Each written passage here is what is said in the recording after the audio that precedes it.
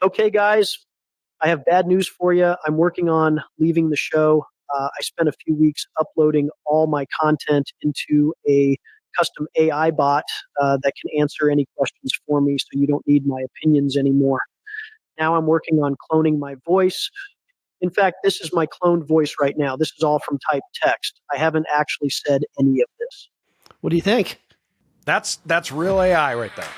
That would be awesome. If we could get rid of actually having to deal with you and we could just talk to an AI, that would be such an improvement on this podcast.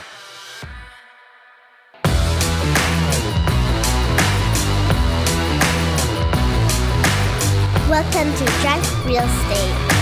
Grab a drink and enjoy the show.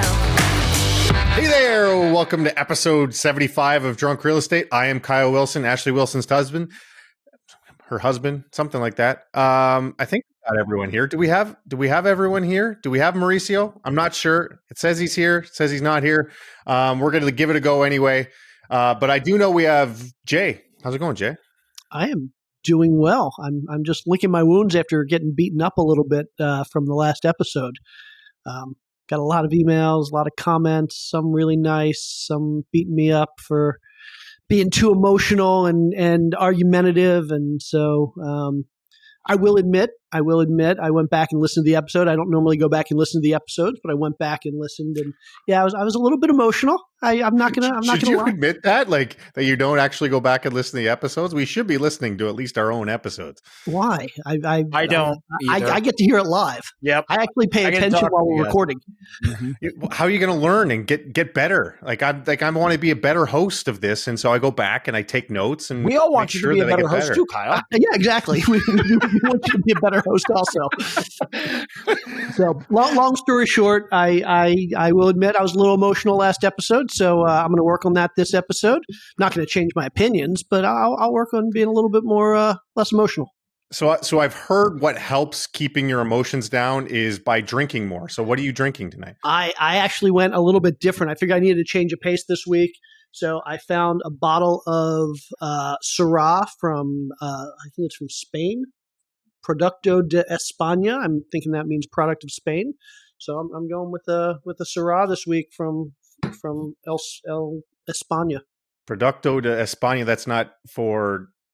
That's just Spanish for Costco, or? I did not get this. This was a gift, not from Costco. Very nice gift. I thank the person who gave it to me. Oh, was that one of those mysterious bottles of wine that just showed up on your doorstep? No, it's funny. It was given to me, and I don't remember who gave it to me, and I don't want to misattribute that. So I'm just going to thank whoever gave it to me. You know who you are, because I don't. Fair enough. Okay, I still don't see Mauricio in here, so I'm going to go to AJ. What's up, my non-drinking friend? Doing good. You know what? I brought back the red Solo cup. It was just, it needed to come back full of my Diet Coke here. So on behalf of Mauricio, he was the one last episode was like he was upset that you didn't have the red Solo cup, and now he's not even here. You gotta light up Ernie a little bit more there too. Ernie's you got to put him more on display. He's a little dark tonight. Yeah, he's a little dark in there. That blue, black. So just a little fun fact for anybody that's listening to this. Mauricio is actually in the studio. He apparently can see and hear us, but we can't see or hear him. So I'm guessing he's just going to listen to the show and get mad when he can't interject and say things that he wants to say. Maybe he'll text our group chat and we'll just make his comments for him. Perfect. Yeah. If you're listening, Mauricio, text us and we'll interject for you. Hopefully his mic starts working. We don't need his camera. It's actually ideal if he doesn't come on camera. Yeah, it's definitely saying I am not able to display the camera or mic. So, Mauricio, all right, well, we're going to get started either way. We are going to talk about immigration, and AJ is going to have the floor. And I've given Jay shit in the past about how long he goes on with his intros. And I've also had the feedback that sometimes AJ can do the same thing, and I'm a little bit nicer to AJ than I am to Jay. So AJ, I'm going to give you the floor here. We're talking about immigration. I know it's a long topic. I mean, do I have to put you on the clock, or you think you can self-monitor here? I can self-monitor. I think I can. By the way, Mauricio has already chimed in, quote, I am against immigration. unquote. Yeah. All right. Well, that's a good jumping off point. Do you agree there, AJ? Mauricio, I agree because Mauricio is from South America, so I actually agree. That doesn't work for me. Who let him in? So, Deport him. He doesn't even have a job right now. So typical. Oh boy. Okay, that's a great way to start this off. Yeah, so immigration has been a hot topic for a lot of reasons, and I think it's been blown out of proportion on both sides. I think that first of all, when we start talking about immigration, there are symptoms of immigration, but a lot of people get it confused with illegal and just immigration. And these distinctions are really important to make because they could not be more different. Now, this is obviously something that has been astronomically politicized, which drives me nuts because then people start taking hard lines where it's like they don't have, it's just like, I can't be for this or I have to be against this. And the reality of the middle doesn't even matter because my side has taken a stance for some reason. So that's not what's happening here, first of all. And we need to talk about that because that's just really stupid, especially on something as complex as immigration. First of all, immigration is not only good, it's a necessity for the United States. Our birth rates will not sustain us. And the United States is a country of immigrants. We're all immigrants here, except for Native Americans, which they were too. It just you had to go back further in time. So the whole idea, get rid of all the mumbo jumbo. First and foremost, when we're looking what has made it a hot topic is simply due to illegal immigration. And that has been a problem and a huge one over the past 4 years. And there's reasons why. Now, how this relates to things like real estate and the economy are very impactful. In fact, they're massively impactful. It tends to be much more regional, though. So if you look at the impact that immigration has, whether it's legal or illegal, perfect example of this is something like 77% of legal immigration have like advanced degrees. So legal immigration, when people are coming in, there can be very high standards. And lots of times, in order to even get through the complexity of it, right? Like we tried as hard as we could to keep Mauricio and Kyle out, and that didn't work. So, I think we can all relate to that. But anybody that's and I don't have an advanced degree. I just have a lowly bachelor's. Exactly. It's like I don't know how it worked. I just anchor babies. So I think when you look at it, it's like we all agree that immigration is good. I actually think that's true on both sides of the aisle. I've never met anybody that said immigration's not good, but how it's done is a problem in the United States, and it's a big problem because it's really, really good. Not only are we getting people that replaces our low birth rate, we are getting the world's talent. And that is a competitive advantage unlike any other, that we actually have a place that brings in the greatest minds from around the world. That is still true today. Now, yeah, there's been lots of things about people like, oh, I'm not coming to America or I'm leaving America because of Trump. That's just, Ellen DeGeneres or some stupid people like that. That's not actually people all over the world are still trying to get into the United States. And the people that come here are of extremely high caliber. And that is something we obviously want to reinforce, keep going. Now, the effects, though, of illegal immigration are a lot larger, especially on things like resources and housing, because of how not only it's done, but the limitations on the people and individuals that are coming in because they're not done legally, plus the need to provide for those people, because then you're down to like less than 40% even have high school diplomas. And now we have huge funds that have to be allocated, and the government gets involved to things like housing. And in general, across the United States, once again, it's not like that affects areas that don't have large numbers of immigration, but in areas that it's disproportionate. So if even large immigration numbers into a place like LA or New York, that actually may not, you may not feel that very much because it's massive. But when you start going into other cities, especially smaller ones, it can be a disproportionate number of people coming in than the population. This can strain resources and different things like that. That's why all these states have been having problems. Now, to put this, though, in perspective, I'm going to share my screen so we can actually look at some of the numbers here. And it's actually, it is quite shocking at the pure just numbers of people coming in. Let's see if I can actually share my screen and do this here. Let me pull this up. When 2000 and what was it, right? So when Biden came into office, they overlapped, or they did not renew some of the immigration laws, and that included some of the laws about actually having. As AJ pulls this up, I forgot to talk about what I was drinking tonight. Eagles, huge win. We're recording this on Monday. We usually record on Tuesday, but Eagles played the Baltimore Ravens. Biggest game of the year. Took them down. We are now 10-2. I've already blocked off for Super Bowl weekend to buy tickets. So in honor of them, now that Kid Rock says it's okay to drink Bud Light, Bud Light did a special Eagles edition can. Drinking Bud Light tonight. There we go.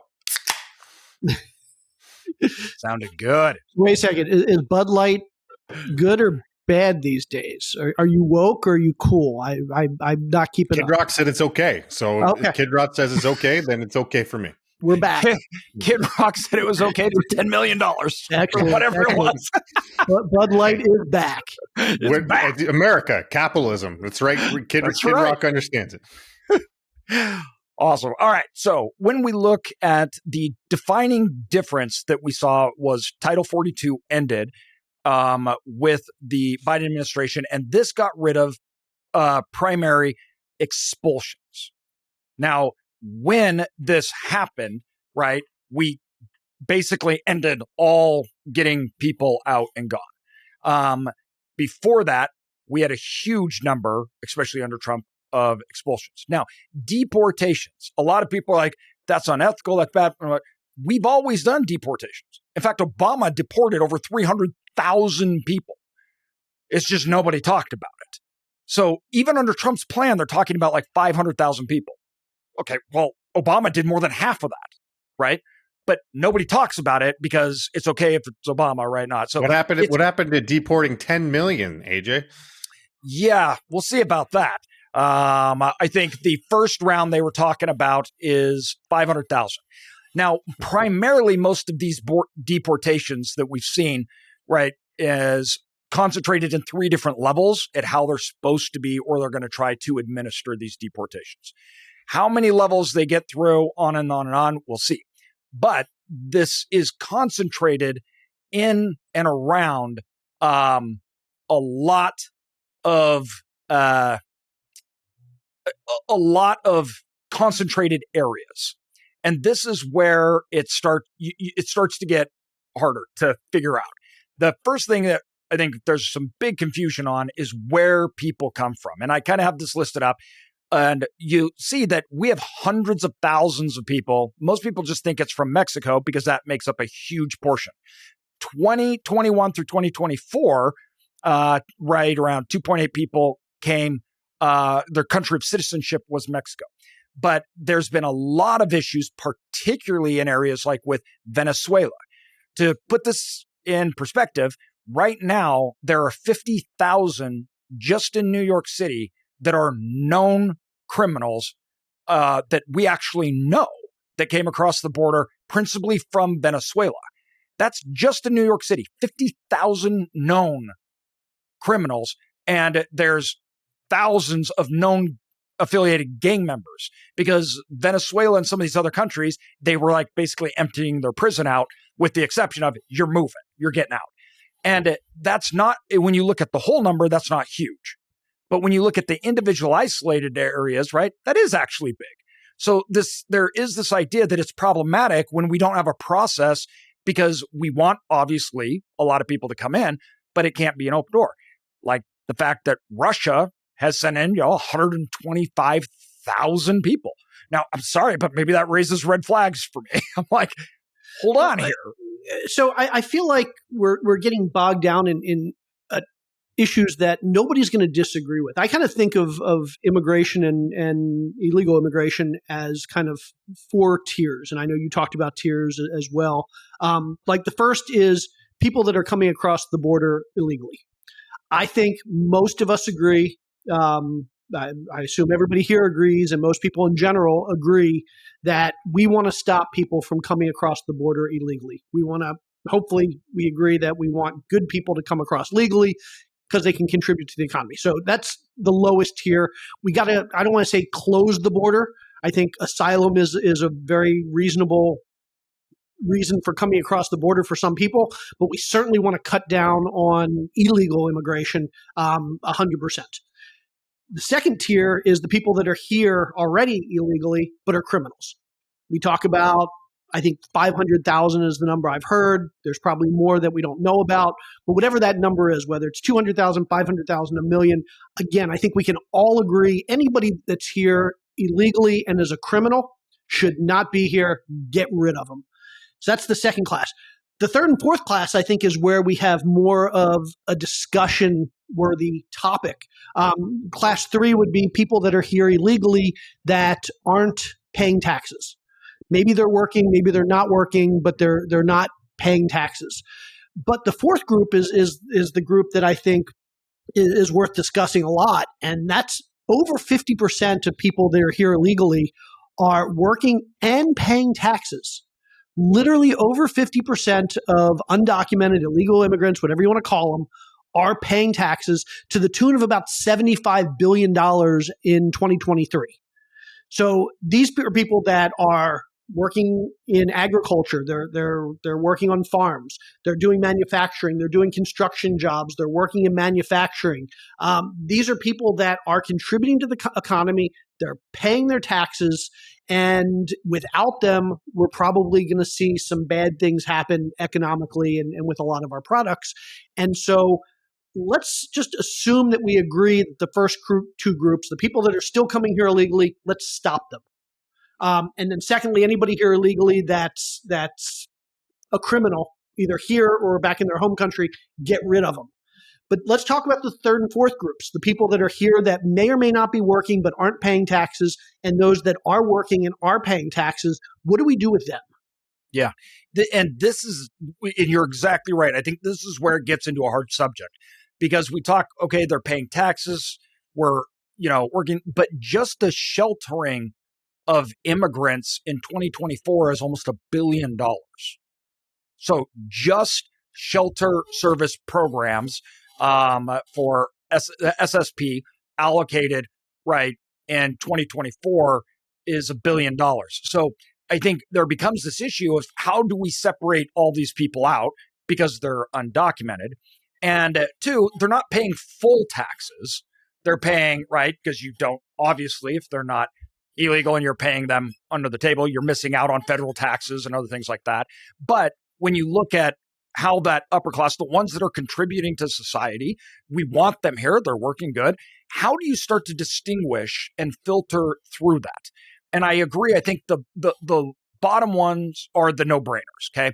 So that is an immediate, everybody, I think, actually, well, not everybody, obviously, but most people agree that you should get rid of those people. Now, the upper one, that comes into a problem in 2 different ways. So the impacts are really good in a lot of areas that we actually need. We want those people here. So how can you expedite those people when you decide what are the qualifications? And I think that's a huge argument. Like, what is the qualification then that makes you a valid person? And then 2, it's also if you just let everybody stay, then why would people stop coming? Right? So if you're not going to get deported and you're like, well, I'm a good person, everything else, I don't need to do it the legal way. And so there's also this moral hazard, as it's called, right? Where if we just let it go on or one will do it. And so I see it from that standpoint.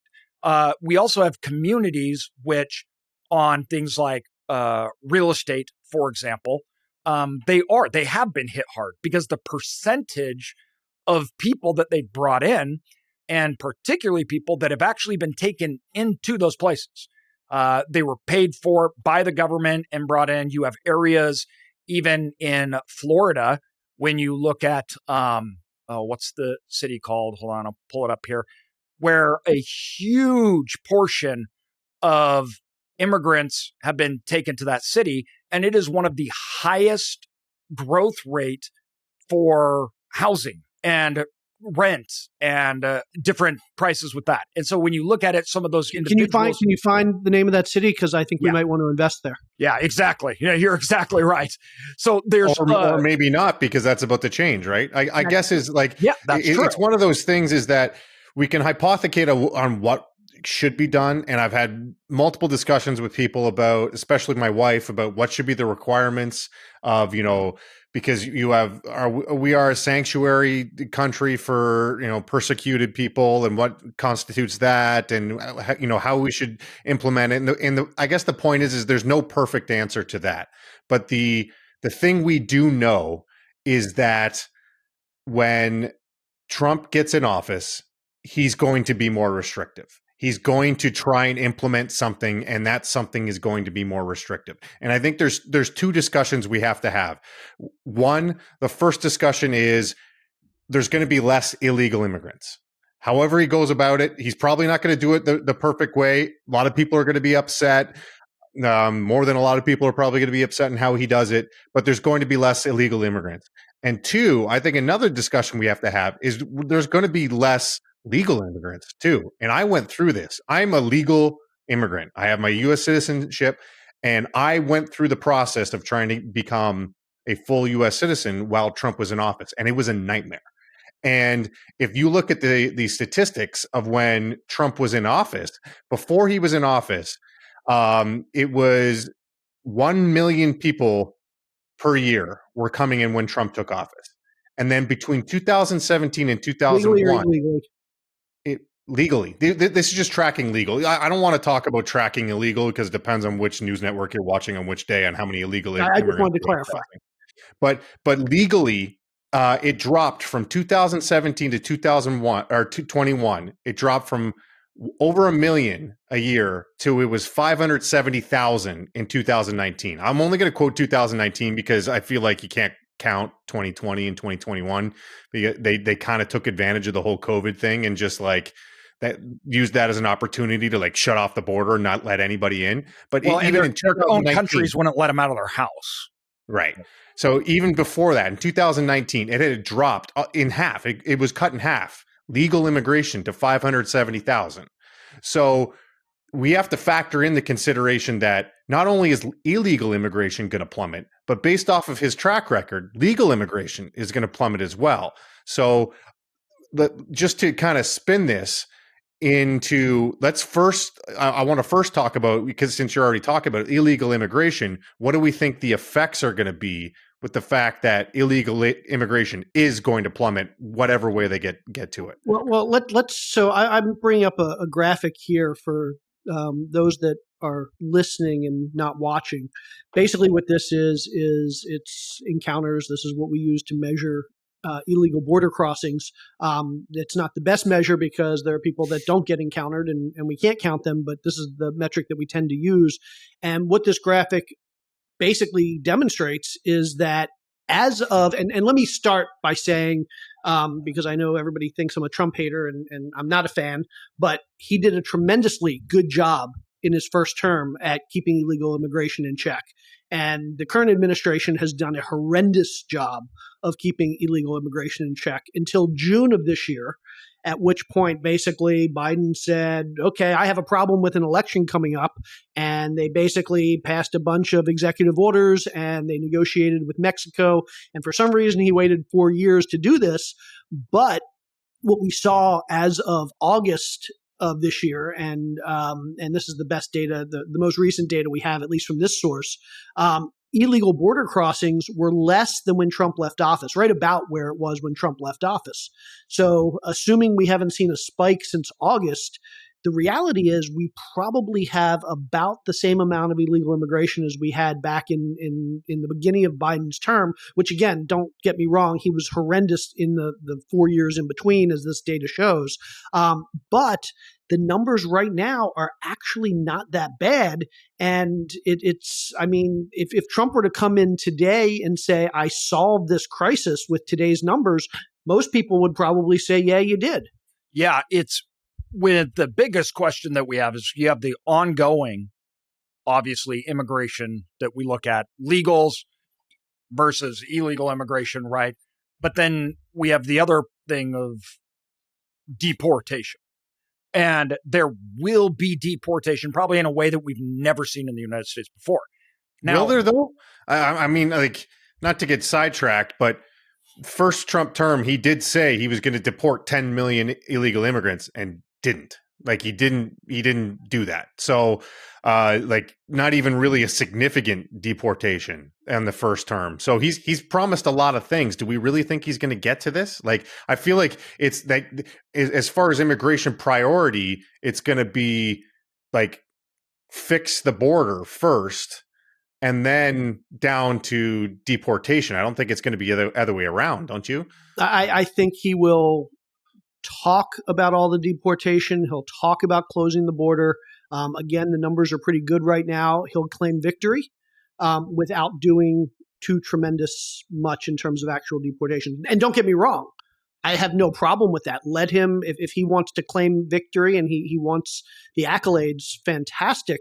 As long as at the end of the day, he makes the right decision. And the right decision, in my opinion, is that we don't deport people who are contributing to the economy and paying taxes. And so I don't care how he gets there. If he gets there by claiming victory without doing anything and giving himself lots of credit, I'm all for that, as long as he does the right thing at the end of the day. And what we've seen from Trump, again, is that's what he's good at. He's good at talking a good game. He wants the adulations. He wants the credit. He wants the respect. And as long as he gets it, he tends to make pretty good decisions. And so, great, that's his personality. And if that's what we get the second time around, I'm 100% good with it, because again, he did a good job on this the first time around, despite the tough talk. So let's do it again. I'm okay with it. Well, it's important when you look at, so if you go back to the 1970s, this is something roughly 4% of the United States population were immigrants, right? We didn't break 10% until the 2000s. So when you look at, like, especially older generations, right, this level of immigration stuff is mind blowing to them, right? Because it wasn't around. We didn't have it. It was like really low. And so when you look at those levels, you have to go back prior into like 1800s until you got to like above 10%. And that's because nobody lived here. So when you're looking at today, when we're at 14% and that's trending higher, right? We're getting higher. It's creating the social problems that people are looking at just the sheer magnitude, because it rose so quickly and it's gotten so big. And I think the illegal immigration part of it, and trying to say, what do we do now? That do we keep funding this stuff? Do we, right? And I'm not talking about anymore. I'm talking about today.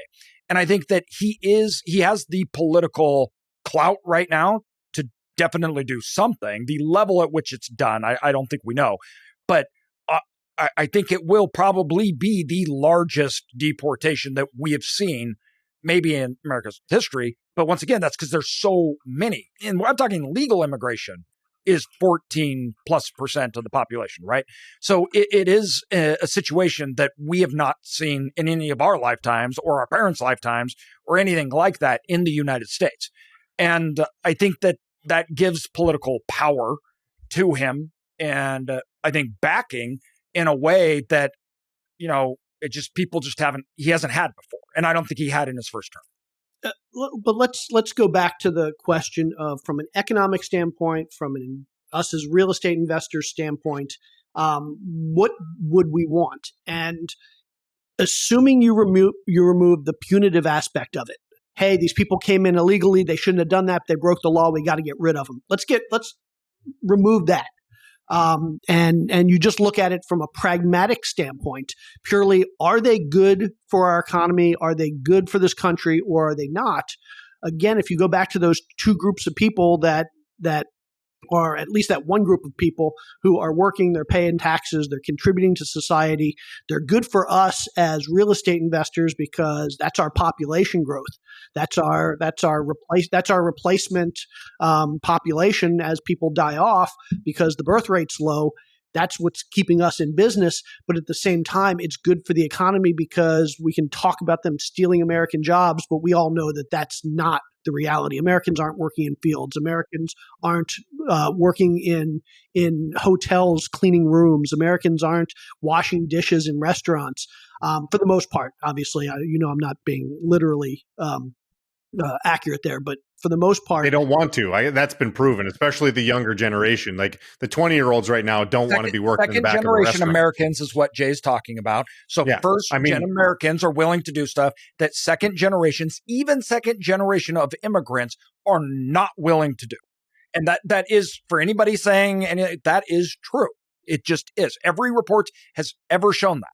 They don't believe that it's from them, where their parents, who were immigrants, illegal or legal, were willing to do those things. Yeah. And so I think if you remove the punitive aspect of it, I think the reality is it's hard to argue that having those people here isn't good. Now, how do we make it better? Well, we make it better by allowing them to come out of the shadows, by encouraging, or not just encouraging, but enforcing the fact that they have to pay taxes, that they have to contribute to the system just like Americans, but give them the same rights as Americans, give them the ability to walk around outside and not have to hide. And the benefit is they're contributing, they're adding to the economy. You want to know what I think they should do? Employer-sponsored speed immigration, as in, if you can have an employer-sponsored, if you are an illegal immigrant, to file and you create a massive speed check to get these people to be illegal. They already do it. There's certain, I think California, like a bunch of the southern states, they have it, especially for agricultural labor. They've recognized that like they can't, like it would absolutely tank their agricultural like whole system if they got rid of all the illegal immigrants. So they have these like what H2A or B, it's one of the two, where you could basically hire seasonal foreign workers and like they could be immigrants and you could just bring them in and they have like these temporary visas and it's like speed through. Now the problem with it is like any government system, people take advantage of it and like they have to provide I think they have to provide housing for these workers and things like that, and they really take advantage of the workers because they know that all they have to do is one phone call and they can get them knocked back to Mexico. But at least it's the start of an idea of being able to get these systems going. Yeah. And I think the other point is, and I know this is kind of outside the scope of real estate and the economy, but I think this is important. I think the rhetoric needs to change. And I think that's part of what bothers me about this whole topic, is that we talk about people as if they are not people.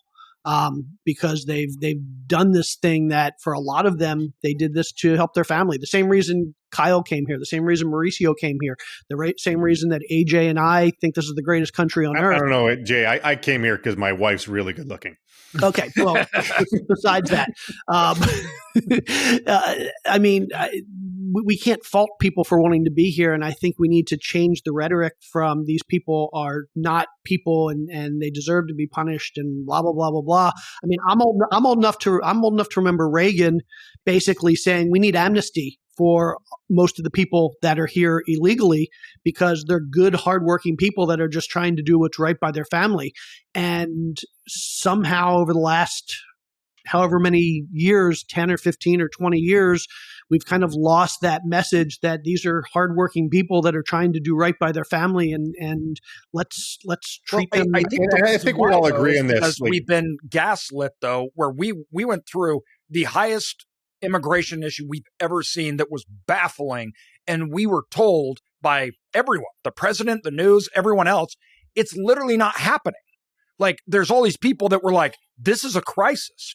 And they were told not only is it not a crisis, it's not even happening. Yeah. All right, I want to bring this back though. Just like it's like I think we can all agree that we need immigration. It's statistically immigration is now the primary driver in U.S. population growth. Like we would not be growing as a population. It accounts for 75% of the increase in our population. in the 2020s, since 2020. So it is now the majority of our population growth is immigration. We agree that it's a good thing, and we agree that it should be done better, but it doesn't matter what we think and how it's going to be. The fact is that we are going to have less illegal immigrants. And so we are real estate investors, and we'll start with the illegal immigration.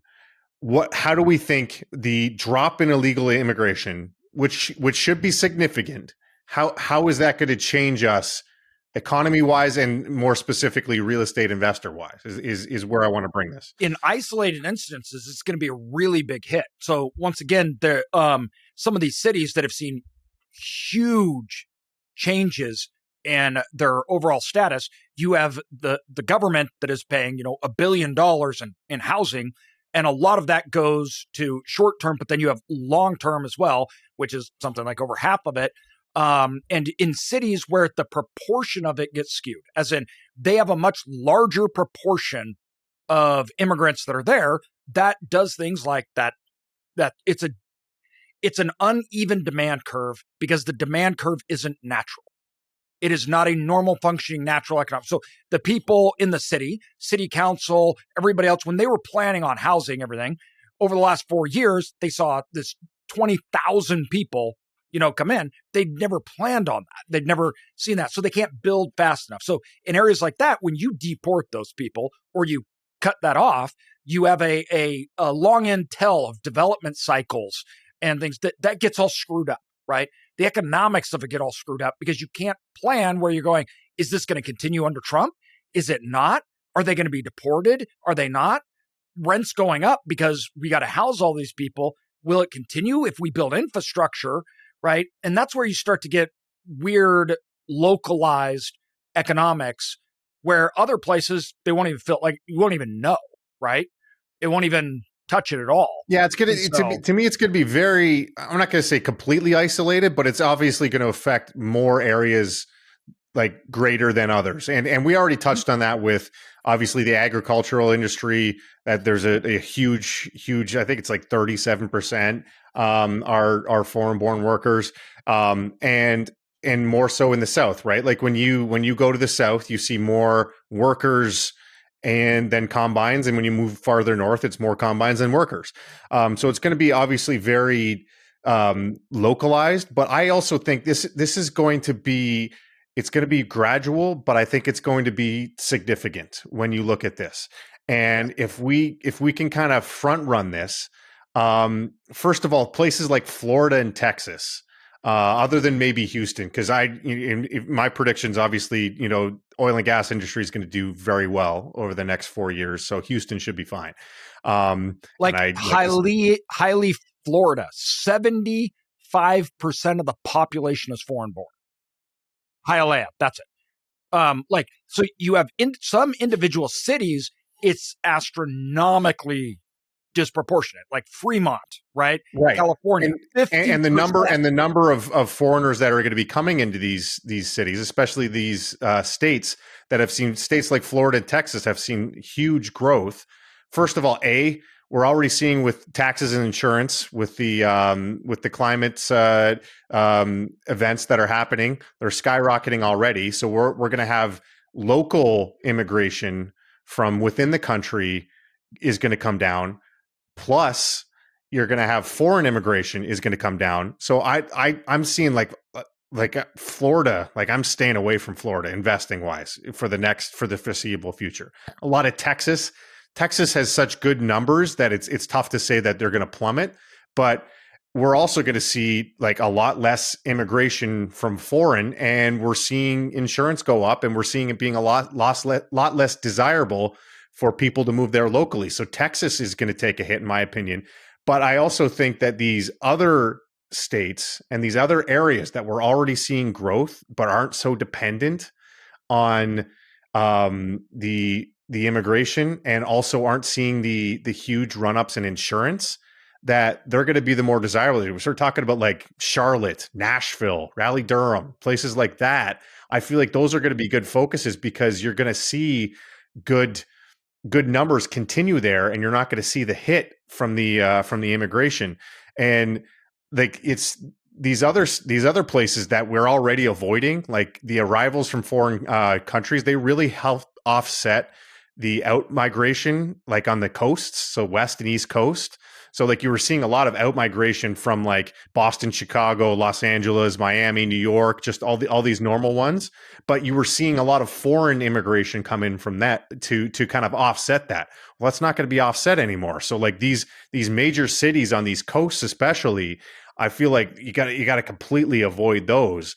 So as far as like what cities we're going to be investing in, I think it's something you really have to take into consideration, this immigration effect, and that coupled with the high insurance rates and things like that. So where I disagree with you is I don't think it's going to be gradual.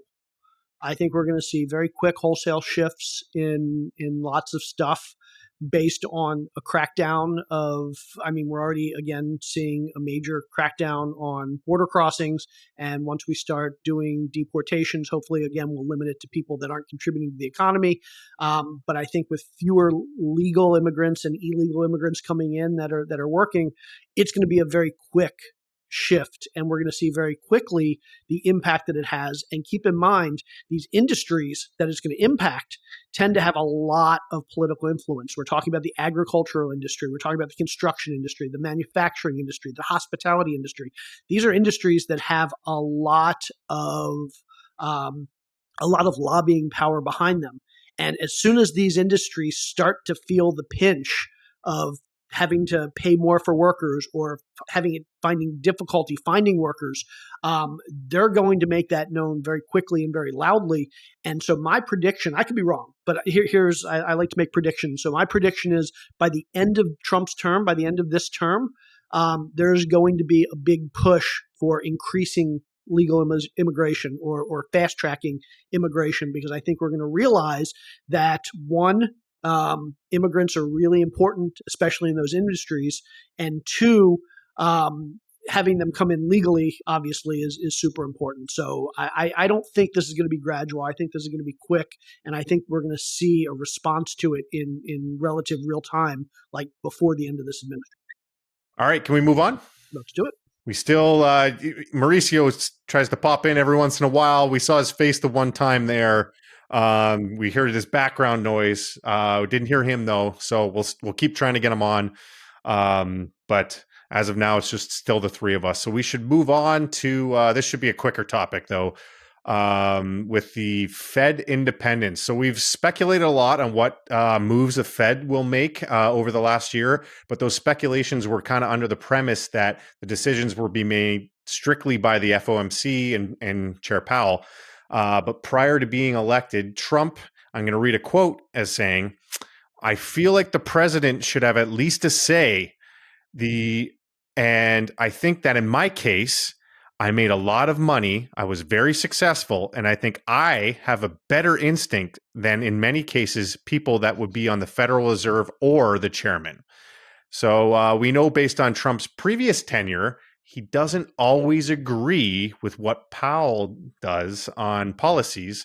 So my question to Jay is, does Trump have the power, first of all, to insert himself into this role? And if so, is it a good idea? Yeah. Okay. So let's start with the first question you asked. Does he have the power? Can he legally basically do one of a couple things? One, can he fire Chairman Powell and install somebody that is more aligned with what he wants? Or can he kind of step in and say, hey, I want to have more of a say myself in what goes on? Certainly, and there shouldn't be any disagreement here, he can be loud and vocal and boisterous and go on social media and kind of like pound home the idea that this is what he wants, and you better listen to me. And that's what he did his first term. He's even done that somewhat during the Biden administration. And he was somewhat successful, it seems, in his first term of kind of getting the Fed to not necessarily bow to his demands, but they certainly listened to him. And so, yeah, he can certainly like passively insert himself in the conversation. Now, whether he can fire Chairman Powell. Powell has said no, he can't. Powell literally came out and said he can't have me removed. The reality is that is probably the case, but it's a little unclear. So based on legal doctrine, he can not have Powell fired without cause. In addition, he can't just appoint more members of the Federal Reserve Board unless they decide to leave. He can replace people if there's vacancies, but he can't just stack the board with his own appointees. So basically, what he has to do is either he has to wait for those Fed members to leave and he can replace them, or he can say, "I think I have cause to fire Powell." And then hope that whatever his cause is will hold up in court. Well, we got into that last time, though, too, right? Like, because he was pretty angry and he said he was going to fire him. And then the rumblings within his cabinet and the people close to him kind of said, oh, he came to the conclusion that he doesn't really have the power to do so. And like, it wasn't worth his time. Yeah. The big difference between then, which was 4 or 5 years ago, and now is that the Supreme Court apparently is a lot more in favor of the things Trump has suggested over the last couple of years. They seem to support a lot of what he is wanting to do. And at the end of the day, if the Supreme Court is going to side with Trump, Trump probably could have Powell removed. Now, what argument he would use as like cause or gross misconduct that would allow him to do it, who knows? But so the first point is, could he have Powell removed? It's unclear. Powell says no. Legally, he only can if there's cause. So we don't know the answer to that question. The second question we should probably be asking ourselves is, should Trump have this power in the first place? Should he have the ability to influence in some official manner what goes on at the Fed? Whether I believe so or you believe so or AJ believes so, the fact of the matter is that Congress doesn't believe so, or at least they didn't believe so. Congress was the one that created the Fed 100 years ago. And in theory, the Fed is accountable to Congress. The Fed chair, Powell in this case, testifies in front of Congress pretty regularly. And this is just part of checks and balances. Basically, the executive branch, if they had control of the Fed or even more control of the Fed, the executive branch has essentially no accountability to Congress. And so basically there'd be no checks and balances here. And so whether he should have this power, again, Congress doesn't think so. And from a checks and balances standpoint, he probably shouldn't. Yeah, but what is the, like, when you say like Congress has the oversight, like what oversight do they really have? Like they don't, like, yes, Powell has to go and he has to testify and he has to give an update, and the Congress people can, you know, kind of rattle their sabers at him, but like at the end of the day, they're kind of a self-regulating entity, aren't they? For the most part, but remember that the Fed was created through legislation. The Fed can be modified or destroyed through legislation. I'm not saying that the Congress would ever get rid of the Fed, and that would be a subject for a whole different episode. Should we or could we do that? But the Congress could certainly take actions against the Fed from a legislative standpoint. They can pass laws that take away power or change the powers of the Fed, that allow the Fed to do more things or fewer things. And so at the end of the day— But basically, any policy moves that the Fed wants to make, they don't have to be ratified by the president, Congress, anyone else in the executive branch. They could just decide to do it and it's done. Yeah, but that's part of the Fed being an independent organization and acting independently of the other branches of government. It's again, a checks and balances. And so is that a good thing? Is that a bad thing? Well, historically, there's a lot of data out there that says that an independent Fed is going to be a lot more successful at managing an economy than a Fed that is controlled by an executive branch. And so we want the Fed to be independent.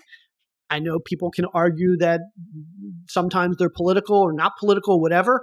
But for the most part, I mean, we had a long discussion about this. It was probably a year ago where we looked at the data, and I think all four of us agreed, looking at the data, that the Fed in general over the last 100 years has been pretty independent.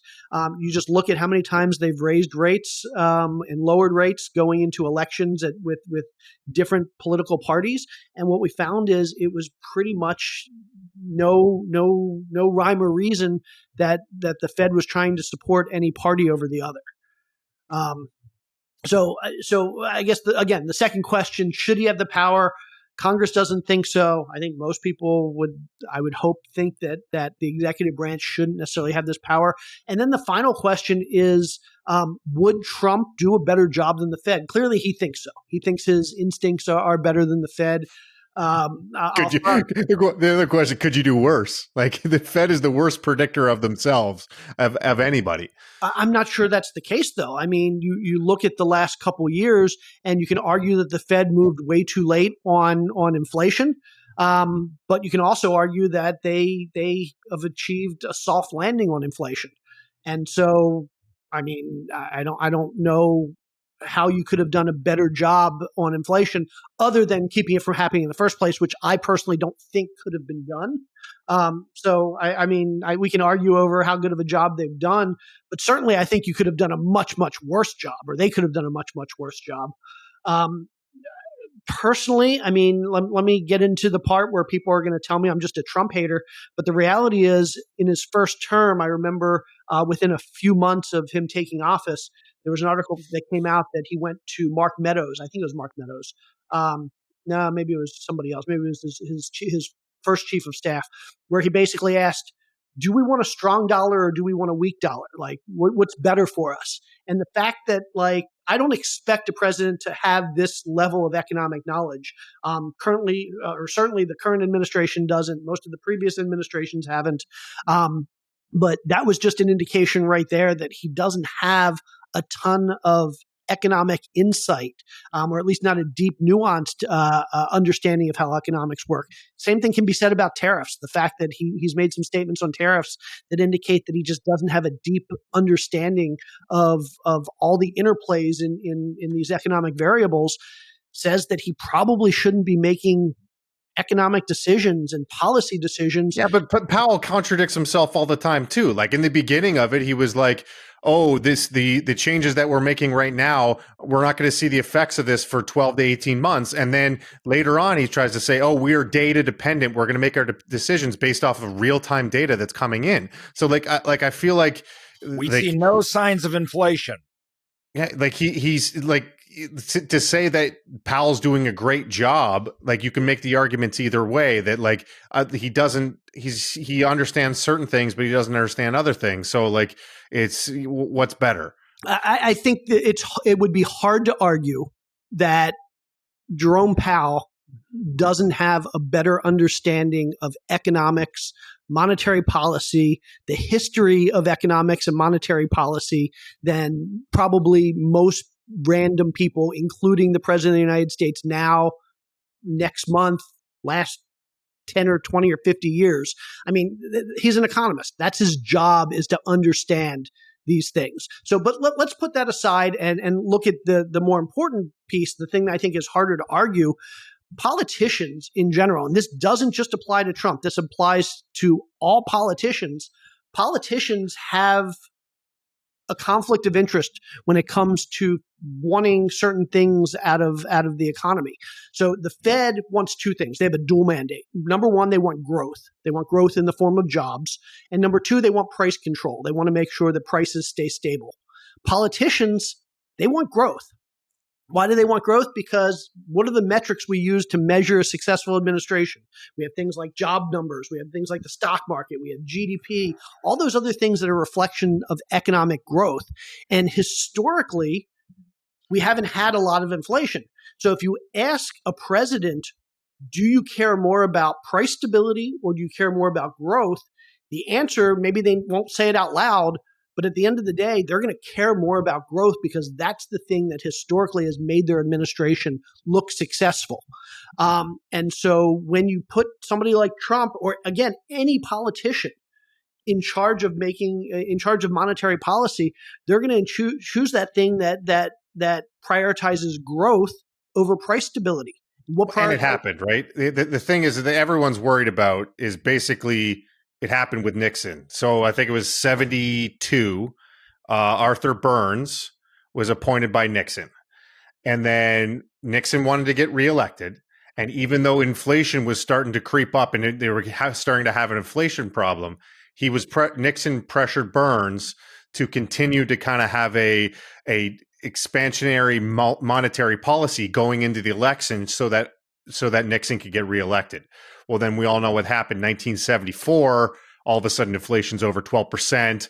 It's a huge issue. They couldn't get it under control until Volcker has to come in and go kamikaze, scorched earth, and take care of everything and become the legend that everyone quotes right now. So like it literally happened. And that's I guess that's the biggest, like we literally saw it happen. And that's the big, like we don't have to worry about Trump trying to get reelected, hopefully. But in 2 years, Powell's up, right? And he's going to appoint who he wants. And right around that time, we could be having an inflation problem if a lot of economists are correct. And right around the same time, Trump's going to want to, for Republicans' sake, to have a loose monetary policy, to have GDP, as James just pointed out. We want good GDP, we want good growth, we want all these things going in the election, and it could cause a huge inflationary issue. Yeah, I mean, here's this puts a finer point on it than anything I've said before. And again, call me a Trump hater. I don't really care. But the reality is he spent his first term arguing we need lower rates, we need lower rates, we need lower rates. He gets out of office. Biden gets into office. And what does he start saying? We need higher rates. We can't cut rates. It would be Fed showing preference if they start cutting rates.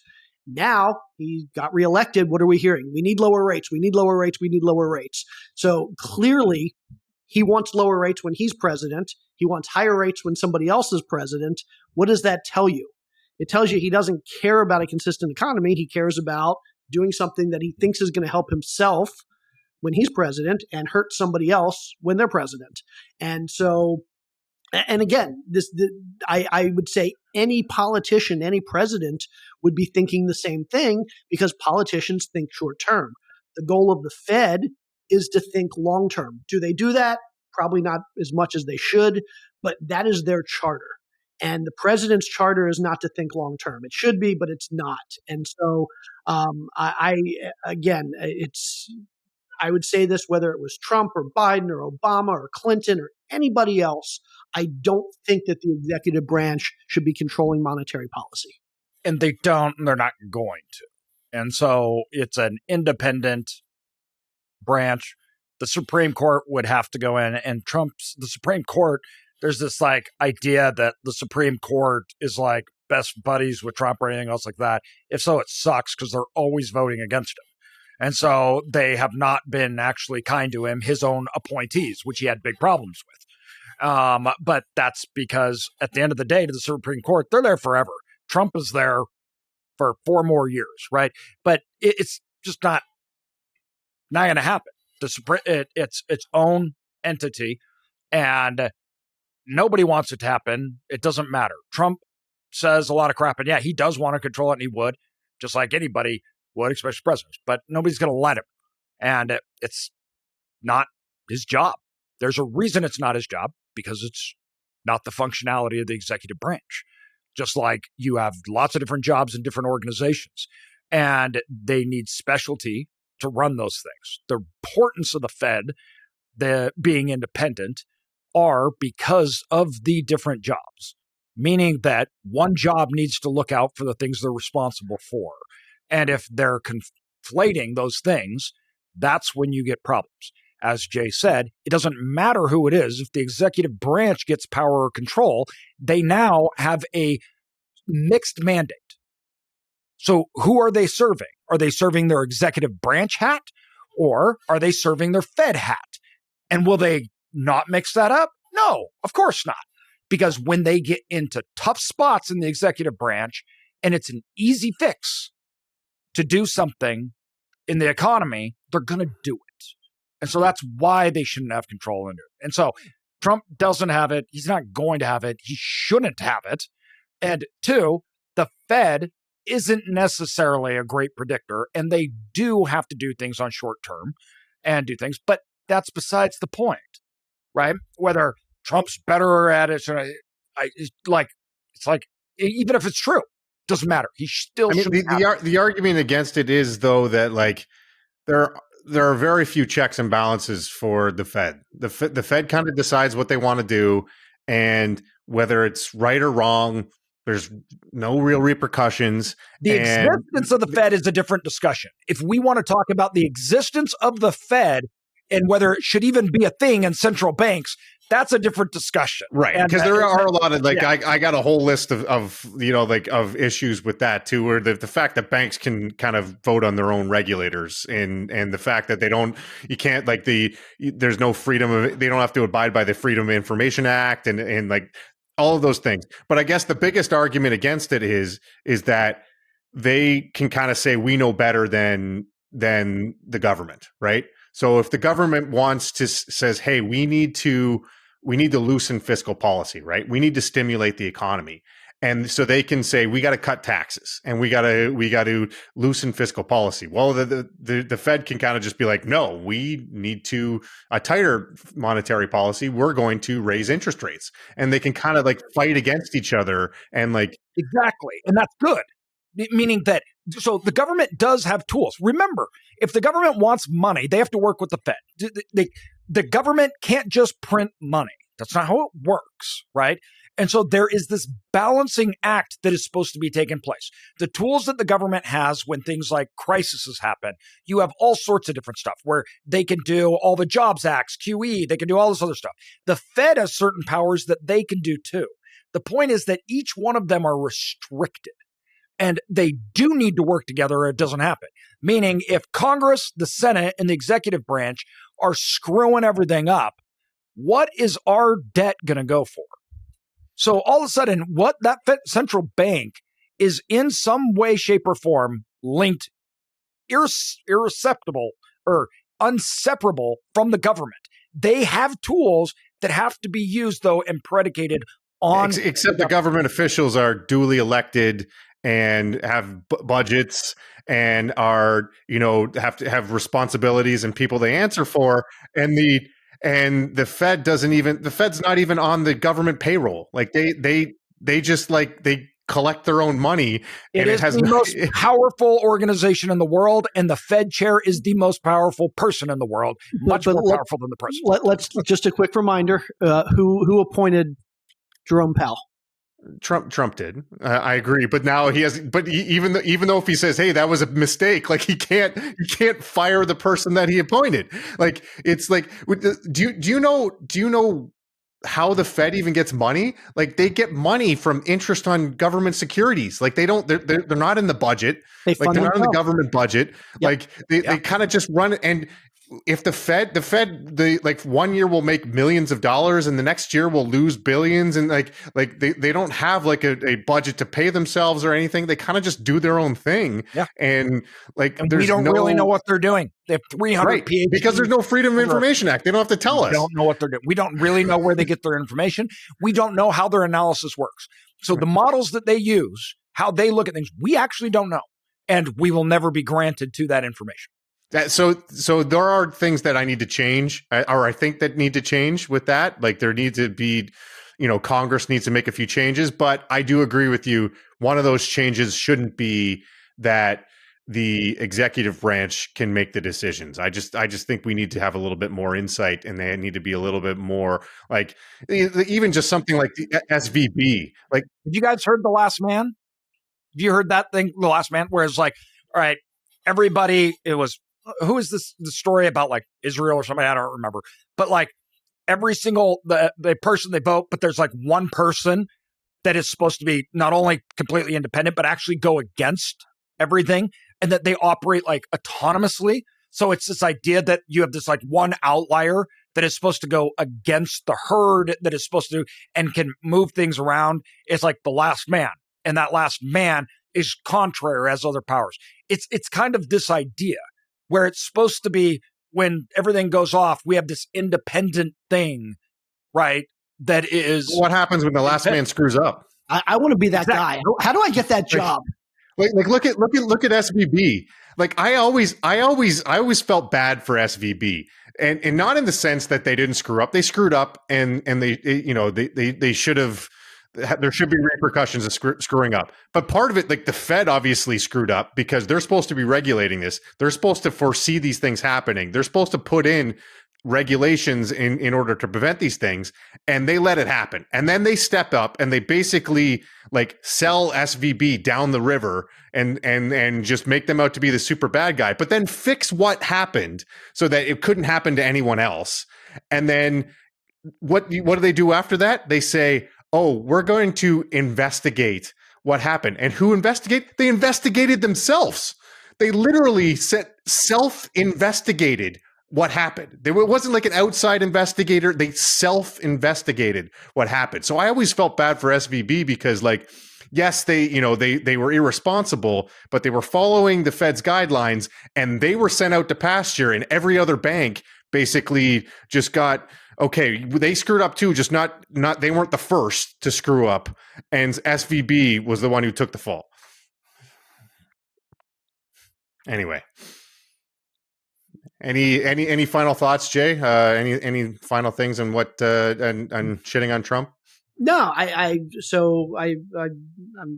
my biggest concern about this current administration, and not just the current administration, going back the last 10 or 15 years, is I'm just seeing this attempt to consolidate power in the executive branch. And again, I don't say that like as if it's just Trump that's done it. I think we've seen, like, you look at the number of executive orders that we've seen in the last since Obama.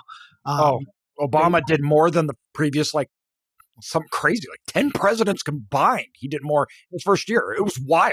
And so it's ridiculous, like how we're using executive orders. And basically, I think that Bush, what he did to consolidate power under the, so, I mean, you had Bush and then Obama back to back, and that was like the largest concentration of power. And then two is like, I almost literally think, I'm like, that's what you guys get. We do all this and then you get Trump. It's like, yeah. And then, oh no, he can't have the power. Well, then you can't give anybody the ability to. We don't understand that. But Jay, do you think he's going to bother with this one? So I guess that's my question. It'd be different if, like, Powell was going to be in power for the entirety of Trump's term. But the fact that Powell only has until 2026, do you think he's got, like, Trump's got a lot of things on the docket. We've already talked about immigration. We've talked about tariffs. We've talked about all these different things. Do you think he's going to just be like, you know what, this is a battle that I don't need to fight because 2026, it's done? I don't know how he fights it, though. But he's promised people 3% mortgage rates again, which I think is ridiculous. I don't know how anybody, I mean, I guess if you don't know how mortgage rates work, you can believe that. But he's basically said, we're going to get back to 3% mortgage rates and everybody's going to buy lots of houses again. And if we have mortgage rates that are essentially flat or even going up, or interest rates that are going up, that's going to make him look bad. So I think it's in his best interest, based on the promises he's made, that we keep cutting rates. And so should we be cutting rates? I don't think we have enough data to know, but I think it's not a foregone conclusion. Obviously, we as real estate investors, we want to see lower rates as well. Trump's a real estate guy. We're real estate guys. We want to see lower rates. But at the end low of the rates day, and wage growth. Bring them on. Low rates and wage growth. But at the end of the day, we can't just cut rates just to fulfill promises if that's going to lead to inflation and other issues again. I mean, the thing that scares me, and it was Jon Stewart who said it, and don't look at a reflection of my political affiliation, the fact that I'm going to be quoting Jon Stewart. He's a funny guy. Yeah, he basically pointed out the fact, the dichotomy between Republicans and Democrats right now is that Democrats basically keep quoting and traditionalism and saying, you can't do this, you can't do this, you can't do this. And Republicans are basically saying, we're going to do it anyway. And they are constantly finding loopholes, and they're constantly figuring out ways to get around what traditionally has been something that you can't do. And I think Trump's probably the best at it of anyone. And so when we try to say, hired for it, that's why people hired him, is to get rid of traditional. People were right. done. So when we say that, okay, you can't get rid of Powell. I would kind of say, well, traditionally you can't get rid of Powell, but that doesn't mean they're not going to do it. It was even last time. I think he just gave up because like the clock. He was like, okay, there's not enough time to figure this out. But I think last time they were exploring like, okay, I can't fire Powell, but I could basically demote him and I can bring somebody else up who's on the committee if I'd use this loophole and something like this. So like, I guess I wouldn't put it past him like that. He's going to be able to figure out a way. And even if it's not legal and it's found out later, like that's going to be years of litigation. And by that time, Powell's term is going to be up anyway. And there's, it's going to be like, oh, oops, it's over. And we've kind of seen that like Trump can run out the clock on litigation and it kind of just gets away with it. So in order for him to do that, first of all, it would take, I mean, holy crap. The amount that he can't get done is overwhelming, right? Like any president, what they can't get done. To accomplish that, that would have to be a complete overhaul of the entire. Well, no. Like what if he just makes up cause? Like and it's but never been litigated. He says there's cause doesn't mean he's just like there's cause, you're fired. That's not how it works, right? He doesn't get to just say something and it is, and so he removes Powell. We don't know. That's the problem. We don't. It's know. Never been litigated before. Yeah. So that's the thing. In theory, if he says, "Yeah, I didn't like the way you looked at me. That's cause you're fired." Well, it's going to get litigated. The question is, what happens while it's being litigated? I don't think anybody knows. I mean, obviously somebody knows, but I don't know. But okay, so let's say that's true. But let's say Powell's not. I'm not leaving. They do not have power or authority in the executive branch to go take over the Fed. Like they do not have those rights enacted to them. So maybe he could try to get somebody else in, but then still. They're like, we're not doing that. But he does have the right to fire him with cause. Well, it's just what is cause? No, there's also the question of will anybody actually listen to somebody? I mean, if those on the committee are loyal to Powell and don't believe that the cause was real, will they actually listen to anybody else, or will they go do whatever they want to do anyway? All right, ready to wrap this up? We good? Yep. Mauricio. Hey, Mauricio, you got any thoughts on this? Yes, I think Jay did an amazing job this week. So if you can't tell, Mauricio, he did pop in a couple times, and I guess he gave up. We haven't heard from him in about half hour. So he was speaking all day at something, and he probably said, this isn't worth it, and just gave up. So we missed you, Mauricio. All right, which allows me to do a top 10 with no grumblings, though. And so instead of a top 10, I'm going to do a double top 5. So I'm kind of getting 2 for 1 here. But I'll do it real quick because we were talking about immigrants. I'm going to bring it back and I'm going to go through the top industries with the highest share of immigrant workers is the first 5. I bet you guys can guess a few. Hospitality, construction, manufacturing, education, and agriculture. Agriculture, then construction, transportation and warehousing. General services, and then professional services are the main ones that we're talking about: agriculture, construction. That's construction, obviously, in real estate. And then I thought this was just fun because I wanted to see you guys guess this one. The top occupations with the highest share of immigrant workers. So the actual occupations. Engineer. AJ. So the average occupation. No, just the actual occupation. We're going down to Jay was like when he says engineer, then that's a valid guess, but not the right answer. Man, I actually have no clue. Crop. All right, so number 5, drywall installers, ceiling tile installers, and tapers. That's number 5. Number 4, graders and sorters of agricultural products. Number 3, taxi drivers. Number 2, plasterers and stucco masons. And then the number 1, any guesses? Syndicator. I don't want to get talk about syndication attorney sexism here, but I'm sure the women would probably guess this. I'll give that hint. Models. No. Manicurists and pedicurists are the number 1 occupation with the highest share of immigrant workers. Okay, number 5 Not saying and that you number guys 2 don't pay get good money. pedicures. I'm sure you guys get pedicures every week. Quick game. Just because we talked about Powell so much, I'm going to ask you guys, if you were offered Jerome Powell's job, would you take it? No, Jay? How much does he make? No. 300,000. So I actually looked that up. His salary is actually only about 200,000. But Jerome Powell has worked within that industry. I think he only took this 2014 or something. But he worked with the Fed. But he's been working in that industry, like quote unquote government, for like 25 years. And the guy's got a net worth of 50 million. So and guess what? It'll be afterwards. yeah. So I guess my point was that yes, his salary's 200,000, but he's worth 50 million as a result of him working within the industry. So I'll ask again, would you take the job? I would take the job for 1 week just so I could put it on my resume, but I don't want that job. No? It'd AJ, you wouldn't take it? It would be a No. cool title. It would be a cool title to have. Wow, I'm drunk. I don't know. Maybe I'm just crazy in that. I feel like I could do it. Dude, the self-control part of it, where you have to look at stupid people and you actually have to be like control everything that you say. Because anything, even how you say it, how you look when you say it.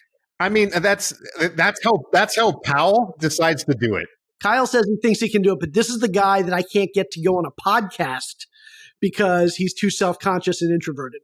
But he'll get up and stand in front of like literally 200 million people and basically proclaim what's going on in the economy and what he's going to do about it. I mean, we got to be close to 200 million people listening to this right now, right? And I'm absolutely. saying what I want to say. Right there. So I don't really see much difference.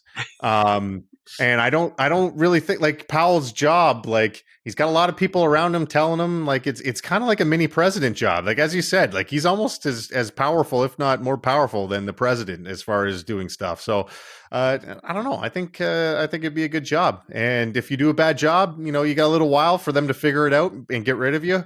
And you'll probably make a bunch of money along the way. So okay. So here's a question for you. It's the first FAQ question on the Federal Reserve website.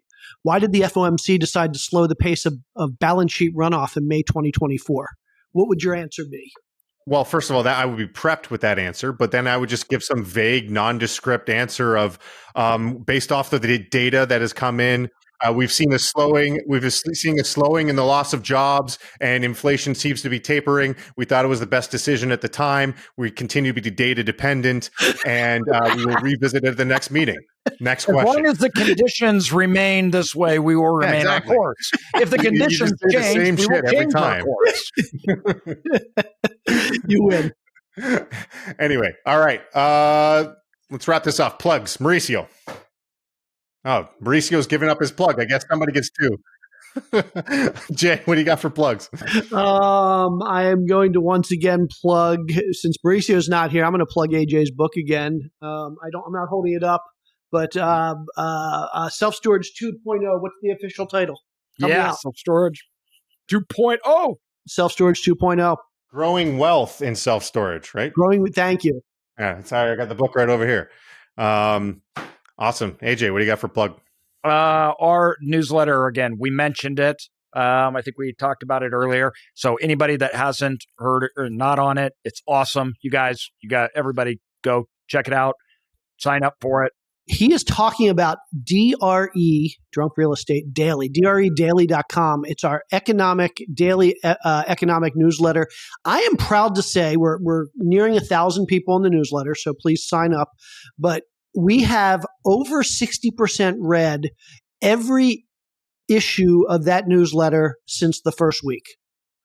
So of the nearly 1,000 people that are subscribed, like over 600 people every day. And I'd like to point out, even when I don't have time to read it, like it pops up. I'll just click on it because I love the little thing, the ticker at the top, where it just kind of gives me like, okay, this is what the 10 years at, this is what mortgage rates are at, this is where it's just kind of a little snapshot that has it gone up or down since yesterday? like I have to remember to swipe over on my phone to go check those things out, and it just pops up in my inbox. I don't even have to. So love There it. you go. DREdaily.com. I'm going to take 2 plugs because Mauricio didn't have one. My first plug's obviously going to go plug my wife every night. I try to plug my wife. Badass Investor at Badass Investor on Instagram, YouTube. I have one more plug though. I wouldn't really call it a plug. Maybe a brag instead of a plug.